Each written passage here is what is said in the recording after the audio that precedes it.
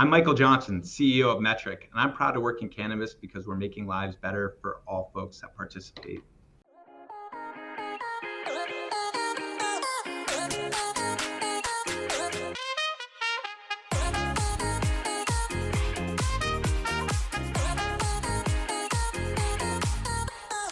Hey, everybody, and welcome back to another episode of the Proud to Work in Cannabis podcast. Today, I'm very excited. We've been excited about this episode, and I feel like we've been trying to schedule it for a long time. Today, I have the CEO of Metrc, Michael Johnson, on with me. Michael, how are you today? I'm well. How are you? I am doing well. I haven't seen you since Las Vegas, the Casa Verde lunch, so it's nice to see your face today. Absolutely. Likewise. Well, you are obviously one of my favorites in the cannabis space, so it's an honor to be able to be with you today. You are calling in from your office in Florida.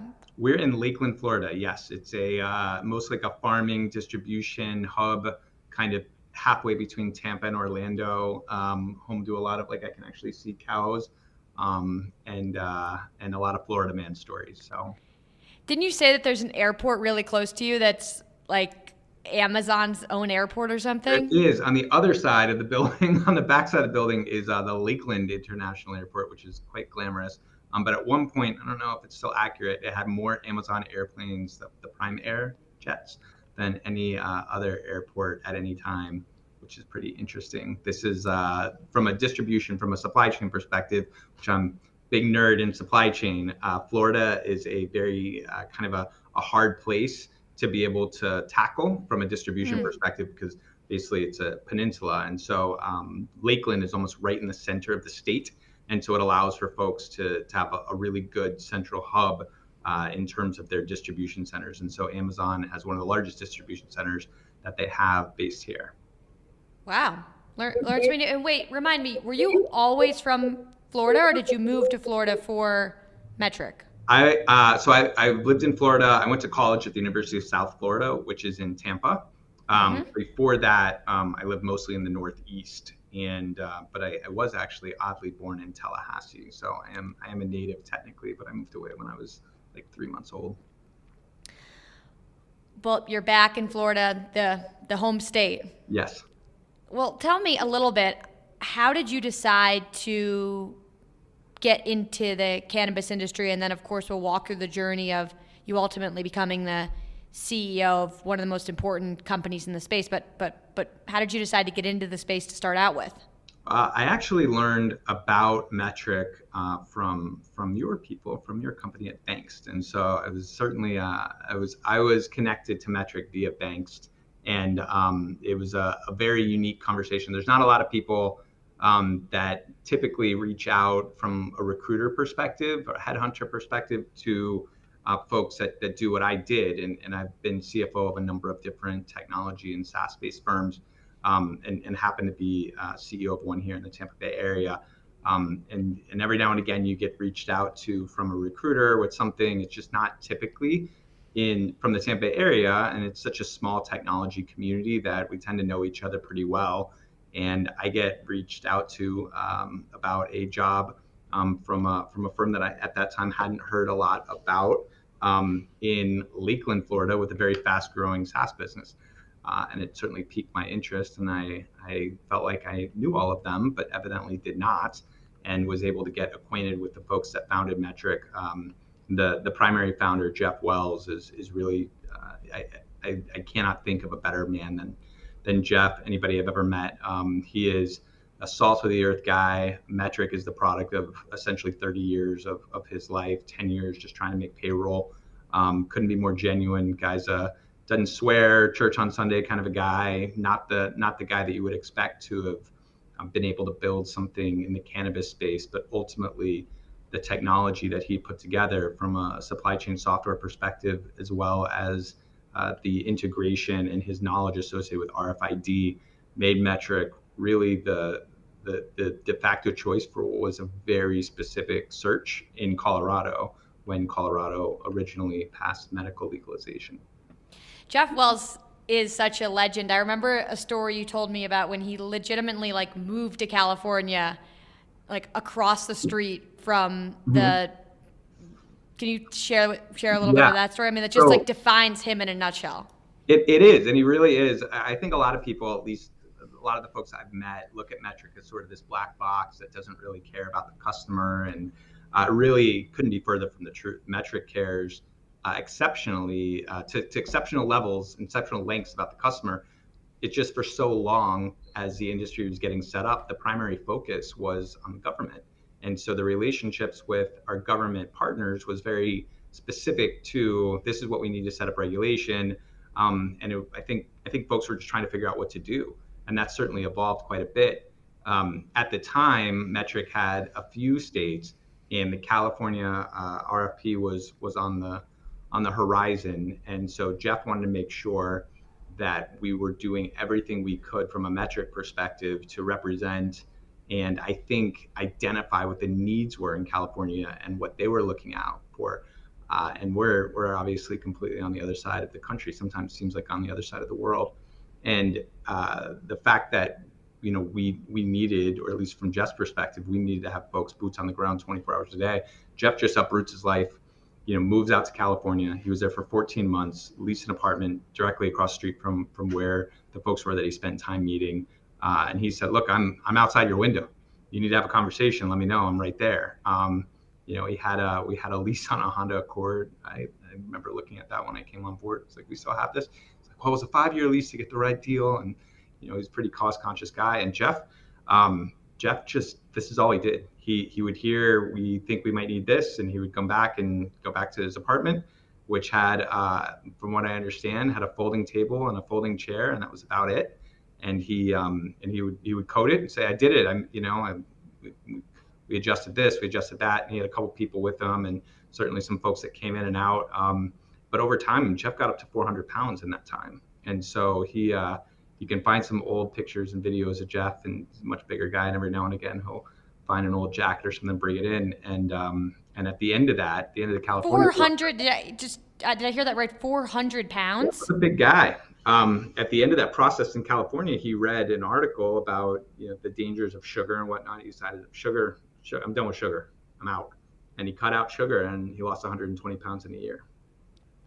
Wow. Okay. So Jeff Wells moves across the street from the folks he needs to meet with's office to basically say, "I'm here. Anything that you need, come and talk to me about," which is such an incredible learning for aspiring entrepreneurs. I think that so much of entrepreneurship gets so like what's the word I'm looking for? Like glam. Like it looks so fabulous, and like you're speaking on panels and doing, here the two of us are doing podcasts. But the reality is, the early days, it requires you to go from Florida to California, rent an apartment and a Hyundai lease, and have a folding table and walk across the street so that anytime the government, which in this case is your customer, needs something, you're right there. So huge shout out to Jeff Wells, one of the best entrepreneurs in our industry. So, okay, now you make your way, you meet Jeff Wells, you realize this is incredible. And what was your role when you came into the company? Talk to us about what you were hired to originally do. So when I met the company and was kind of connected via Bankst, which many of us are, shout out Bankst. Thank you for that. Thank you for that plug. You did your job. You did that job. You did your job on the podcast. Now you can be candid. No, just kidding. I'm an original Bankster. Do we do this? Is that like? Yeah, we should. Yeah, I like that. We should come up with some kind of if you're a Bankster, we should have some kind of a secret handshake. I think like this is like a Star Trek thing, right? Bankster. It's hard to do. It's hard to do. I'm so bad with like pop culture, Star Trek. I don't know. Either. So either way, yes, I'm an original Bankster. Original Bankster. I met with them, and so Jeff is, as I just described, Jeff's the kind of guy that will do whatever it takes. But Jeff's a developer. Jeff's not a business mind, and he'll be the first one to tell you he's not a business mind. And so he built something that I think is pretty special. And when I became acquainted with Metrc, it was a couple years after they had received a little bit of funding from Tiger Global and Casa Verde, which, to be very candid, was mostly to retire a lot of debt that Jeff had accumulated over 30 years from friends and family and some institutions, and a little bit that helped facilitate the growth and kind of put a couple pieces together, just so Metrc could keep up. And what I saw when I got there was a company that had a lot of potential, was very interesting, but was certainly in need of a lot of help, and it was a big job. And the company I was with, we were in the middle of selling, which we did sell, but for me, it wasn't going to work at that point in time. But I stayed in contact with Jeff, and they actually brought in a CFO that didn't work out, and I stayed in contact with him. I tried to help him. I actually helped him find some different people that could kind of fill some spots in his organization. We stayed close, and eventually, I started to advise the organization and advise the board. It kept growing and getting bigger and winning more states and more states. But was having a bit of a challenge from a profitability perspective, and they didn't really have a CFO that was operational to kind of help them pull the strings together to kind of fund the future growth potential and actually just keep the business in the green or in the black. And so eventually it just made sense to where I would join. And Jeff is not, by his own admission, isn't much of isn't looking at operations and the detail of it in the most I'd say textbook sense. And so he said I need a little bit of help, and I joined as president and CFO. Spent most of my time trying to build a lot of the fundamental infrastructure that I have to imagine that a lot of entrepreneurs are facing as their business scales. And so there wasn't much of an HR function, there wasn't much of a legal function, wasn't much of an accounting and finance function. And so we built a lot of that out. Not a lot of great internal systems and processes and whatnot. And we invested quite a bit in that. And as we got further and further down the line, we kind of realized that we're at a crossroads. And the industry, I think, evolved in a way, and I think the government has evolved in a way to where we need to find a way. And it became very apparent that it was incumbent upon us to find a way to help facilitate a frictionless compliance structure, compliance rails that allow for businesses to be successful, allows for the government to regulate, and allows for this really strong underpinning of a safe and secure industry. And that means, and it meant at the time, but certainly means even more so today, investing in the customer experience and expanding what definition of customer means. Because for a decade, by definition, and sometimes contractually by definition, customer meant government. And so we have evolved over, I'd say, the past year to 18 months to be very, very focused on creating the very best experience we can for the customers. The vast majority of folks that use Metrc do not use another software system. So over 70% use Metrc as their primary system of record and the primary operating tool. And so realizing that we've got over 350,000 users, and 70% of them rely on Metrc as the core backbone to what their day-to-day operations are, is a huge responsibility. And it's one that we care a lot about, but it's one that I think was secondary to our relationship with the governments in the past. And now we're really kind of refocusing that, and I think doing a much better job at being out there, kind of creating more visibility into Metrc, so that it's not just a black box. It's an opportunity to share your perspective, to share your pain points, and really get some meaningful feedback so that we can improve upon those pain points. Yeah, I definitely want to talk about that in the customer experience. And 350,000 users. Wow, that's more than I even realized. But before I go into that, so at what point, so you joined as the president and CFO, and you built out a lot of the functions like legal, HR. At what point did Jeff approach you and the board approach you to step into the CEO role, and how did that shake out? It was an interesting conversation. I wasn't expecting it, to be honest. It was more when we got to that crossroads, and I was a big champion of the customer experience and identifying that the future of Metrc is much more than just providing government compliance software. It's about creating a foundation that regulatory supply chains that are not just limited to cannabis, because we actually have others, can flourish, and we can make people's businesses much more successful by making compliance frictionless and adding value. And Jeff, thought on that, and that was a big difference for him, a big paradigm shift. We talked about it a lot with the board about strategically where we want to be in the future. And he came into a meeting and said, I think that this vision, the vision that I had laid forth, matches with what he thinks was absolutely necessary for the business. It certainly matched with what we were working with our board on. And he said, and I think it's best for me to focus on vision. And I think it's best for Michael to focus on being CEO. And that's how I found out. So it was an interesting thing. Of course, there was a lot of other stuff. It was, I think, I don't think it was on a whim. I know it wasn't on a whim, but it was at that point in time, it was certainly something that I thought was really meaningful and incredibly humbling to be named as the steward of a founder's business and the lifeblood that they put together, or that he's put together for 30 years. So it's been a tremendous honor. I hit the ground running. I am What year was this, by the way? Remind me what year this was? This was okay, 1 year ago. I think May 5th last year. Wow. So congratulations on 1 year as CEO. Thank you. It's been seems like it's gone on for a decade, and also 10 minutes at the same time. So it's weird. So what is so now Jeff's focusing on vision, you're focusing on CEO. What is you guys working relationship now like that? It's kind of shifted from him being the CEO to you being the CEO. We recently had Ryan Smith and Artie from LeafLink, and Yeah. Ryan just moved into executive chairman, and Artie became CEO, and so they talked about this. So I think it's a super interesting topic. So I'm curious to hear how that's been for you and Jeff. Yeah, it's probably a bit different than how Ryan and Artie are working. And I think Artie has been, Artie's been there and done that a bunch of times. He's an exceptionally experienced person. So I'm definitely need probably a little bit more help than Artie would. Jeff has been, I see Jeff every day. We talk every day, multiple times a day. We're in the same office. I live like 40 miles away from our office. I come in every day primarily so I can work on things with Jeff.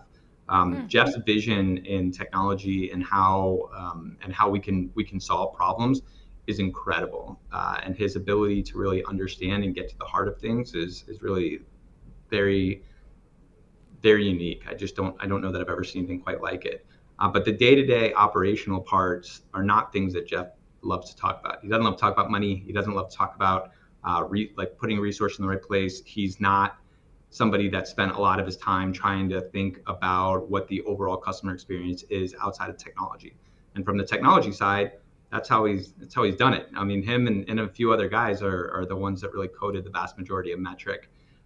But from a position in terms of handling customer issues, challenges, and support. I take support calls, try and take them every week, to getting boots on the ground and meeting with licensees in their dispensaries, in their farms, in their distribution centers, understanding what they're doing on a day in and day out basis. That's the part that Jeff is probably a little bit further outside of what his sweet spot is. Sweet spot is definitely much more focused on the technology.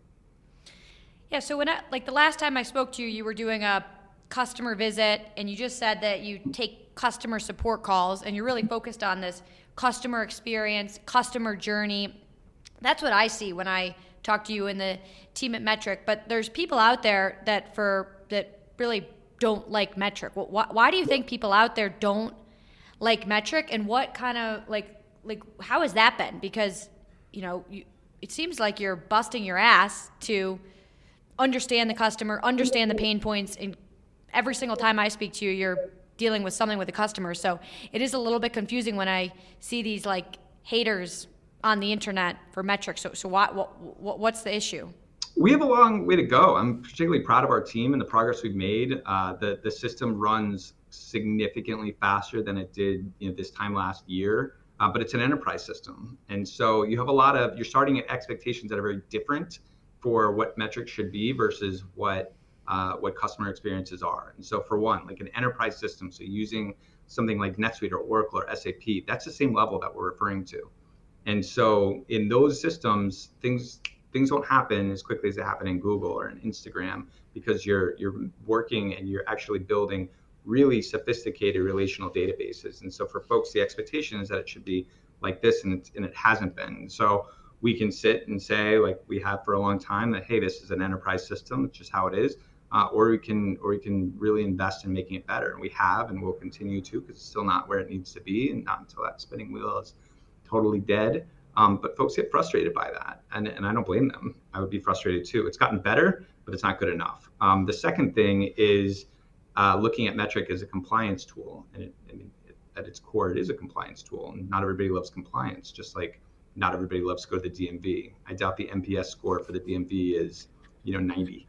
My younger sister was there today, and since we've gotten onto this podcast, she sent me several voice memos, and so I can only imagine Yes. the things she has to say about the DMV. I mean, worst experience. Everyone, why is it so bad? I feel like they've gotten better. At least around me, they've gotten better. I actually heard Colorado's were a little bit better, so perhaps. No, Okay. not in my experience. Okay. But The ones in Florida have gotten better. They actually have kiosks for Oh. license renewals that will actually print your license inside of grocery stores here, which is super interesting. But anyway, so you were saying, they've done a lot of innovation, Yeah. and a DMV is not. It actually is an interesting analog because you don't go there because you want to. You go there because you have to, and so Right. there is value that can be provided in making things accessible and convenient, and having a support person that you can call, and perhaps having kind of a vending machine type of a setup in a grocery store to be able to handle some of the more simple issues. We can do that too, and so folks generally don't get excited about compliance tools, and I don't blame them. And so our expectation, or the expectation where we're at, is really like, okay, I have to put this in the system, not I get to. And so kind of shifting that paradigm from required to desired is going to take a lot longer than the year I've been in my role as Right. CEO, and a lot longer than anybody's been here at Metrc. I mean, the simple reality is most people don't wake up every day getting super excited about using government software. And so how do we make Metrc and how do we make compliance and the value of it, which is really supporting public health, a really strong and robust legal market where folks can blossom, where innovation really can take off, which I think it has in many ways, and we can keep people safe. How do we help fortify that in a way that actually delivers value to everybody that participates in the system? And so we're working on that quite a bit, and that's why we've made such a strong investment in the customer experience to make sure that folks are, to the extent you're having pain points, that we're able to answer those questions quickly. We've invested in hiring a number of folks. We've invested in a number of additional systems to be able to make it such that you don't have those pain points, but when you do, it's a pleasant outcome for you. But yeah, you're going to keep hearing things, unfortunately, and that's not something I accept. It's something that I will.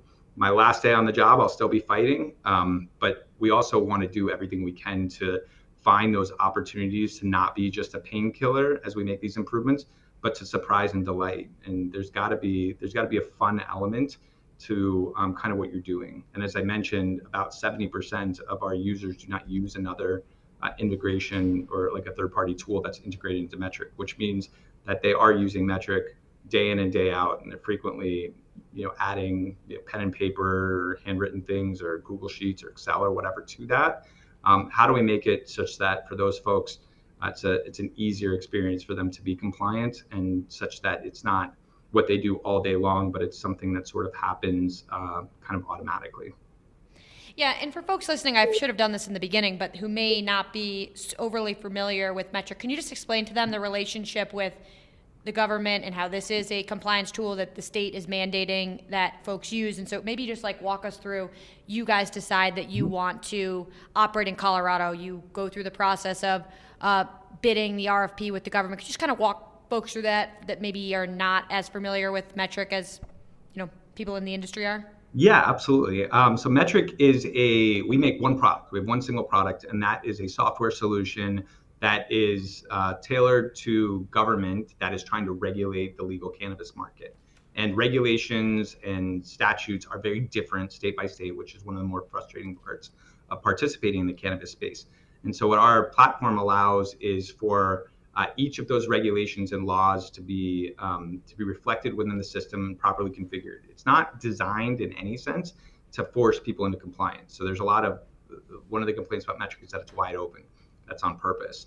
And so folks can do different things in the system if they want to, but it's not going to keep you from putting in information that is just the wrong information. And so there's over 350 discrete events in the supply chain that could occur from what's referred to as seed to sale.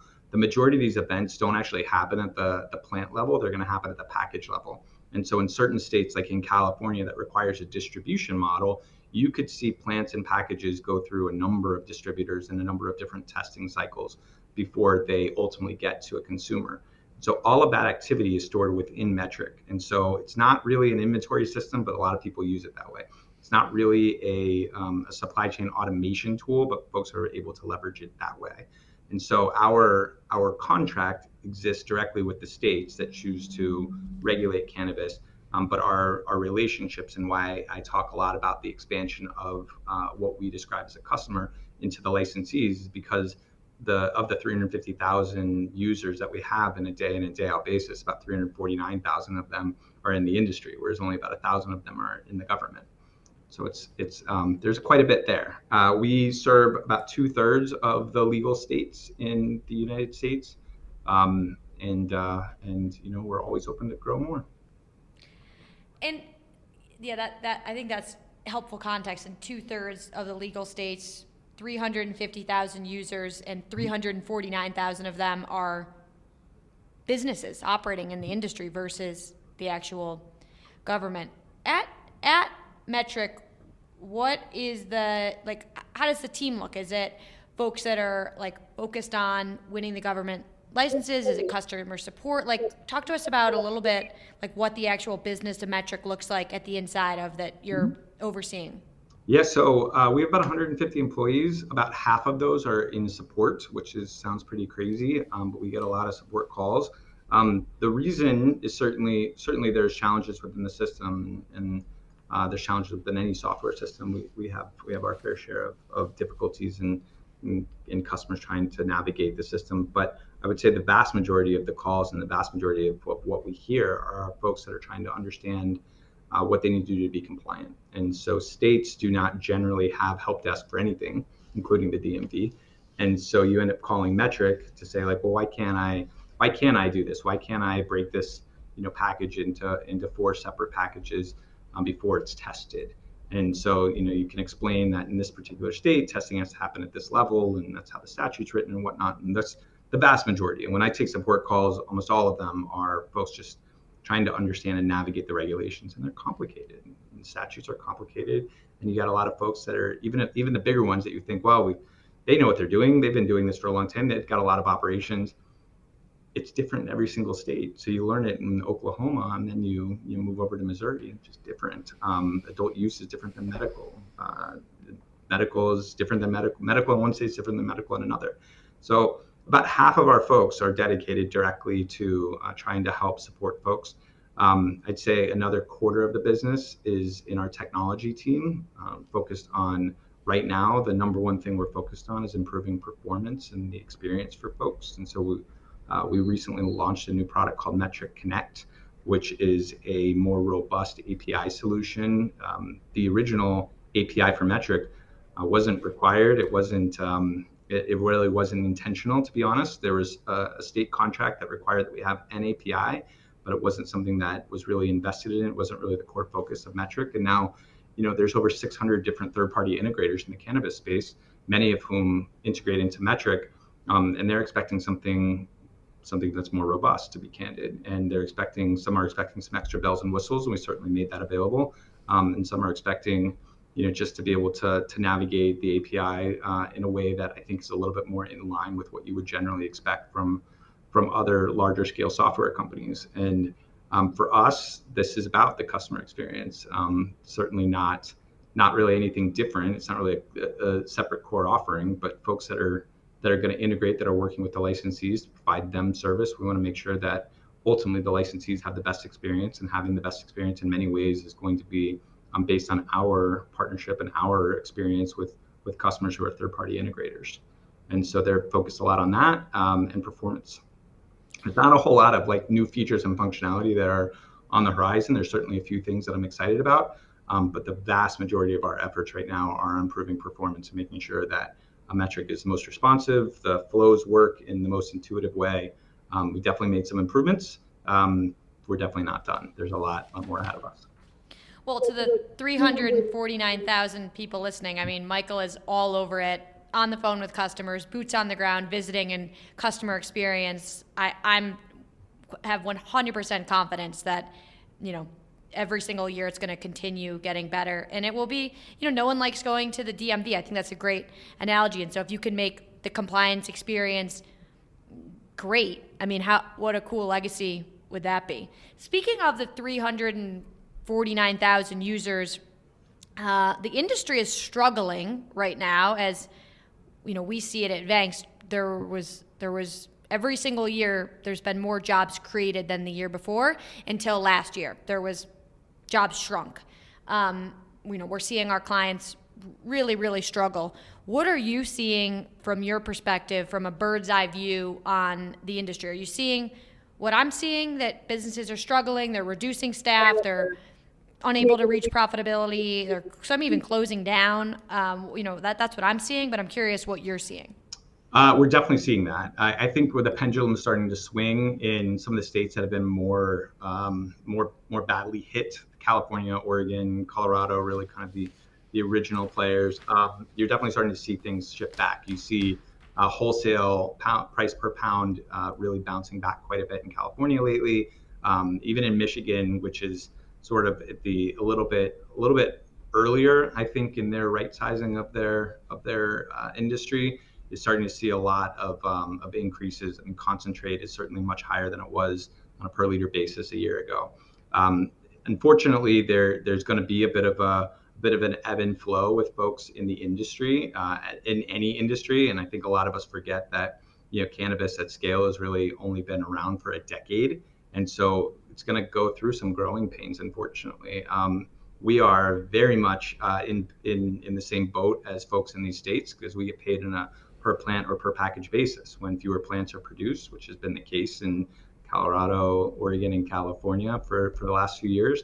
It certainly affects us, and so we find ourselves in a pretty similar situation as many of the licensees.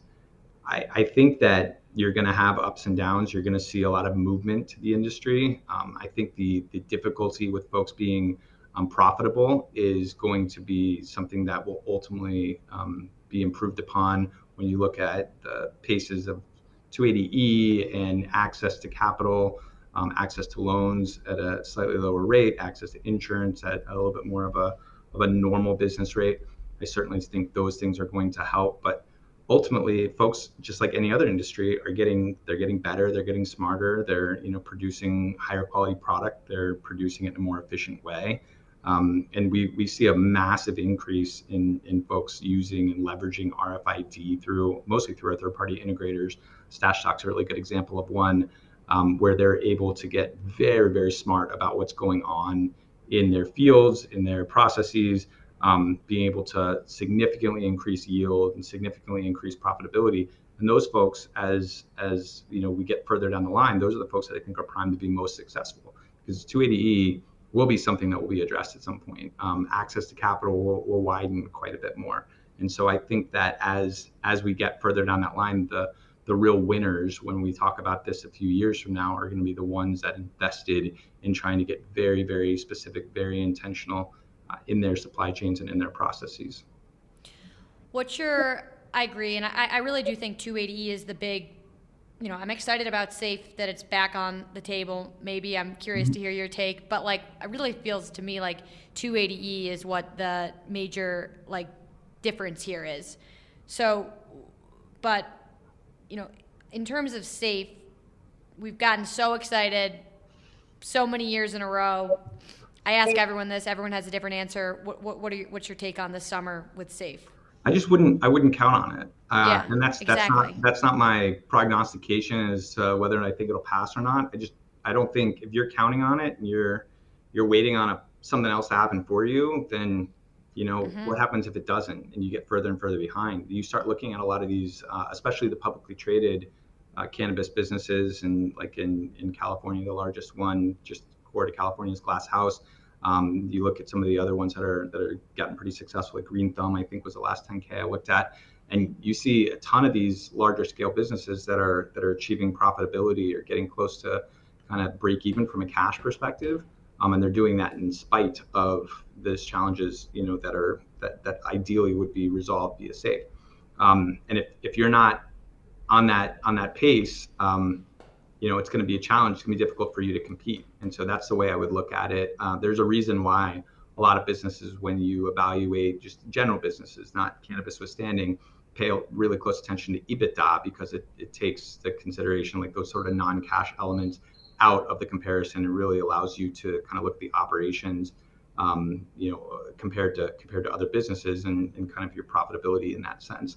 So look at that. If your operating margins are such that you're profitable, then you're probably going to be in pretty good shape. And I mean, I would recommend that everybody focuses on trying to be as profitable as possible. Use technology however you can. As I mentioned, 70% of the licensees that we serve do not use another third-party integrator.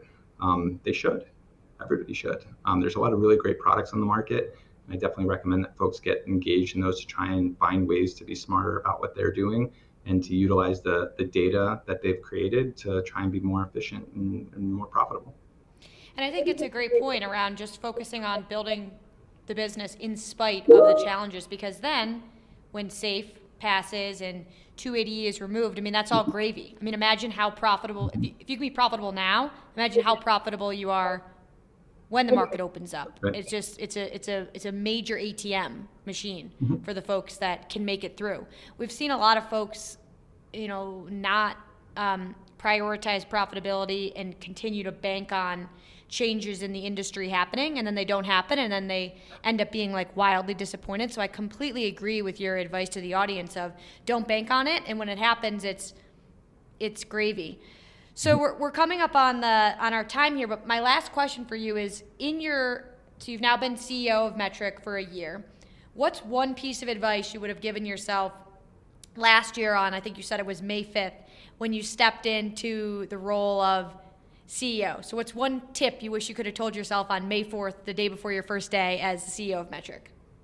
I think I would have asked if I was sure. So I think what a lot of people don't know, and one of the reasons why I value you specifically and a few others, is it's kind of a lonely thing. And I don't mean that in like a woe is me, like I'm fine, you're fine, but it's kind of a lonely thing. And in Metrc, because I think we have been not the most approachable business for a long time. A lot of the conversations I have with folks are literally they've been in business for 10 years, and I'm the first person they've ever talked to from Metrc. And so a lot of conversations have started with, I'm sorry, how can I help? And we find out that there's a lot of things that I think folks dealt with in the beginning, dealt with a few years ago, even a handful of years ago. I mean, somebody told me that they didn't get a support call back for weeks. That's unacceptable. That's also what's been anchored in somebody's mind based on for Metrc and what their Metrc experience is. And so just being able to get out there, being resilient, and understanding that there's some folks that have maybe not had the best experience, and we have even more work to do than I thought, probably would have been wonderful to know. It was definitely a bit of an awakening. But I will tell you that the folks in cannabis are just so passionate and really committed to the craft. And when you are able to get one-on-one with folks and share with them, hey, I want to help you with this, I want to make this better for you, we're able, as I mentioned, to kind of become a better painkiller, but also help them achieve something that I think maybe they otherwise thought not possible because of so many roadblocks that are ahead of them in being successful in cannabis. And there's a lot of challenges. Any regulated industry is going to have a lot of challenges, but we have the opportunity, I think, to make compliance a bit more frictionless and really be great partners to the industry. When I share that with folks, they generally share with me some phenomenal ideas, some really exceptional ideas that we've actually baked into our roadmap. Found out a number of different things that just, we were definitely under the impression worked a certain way or were well received, and they were not.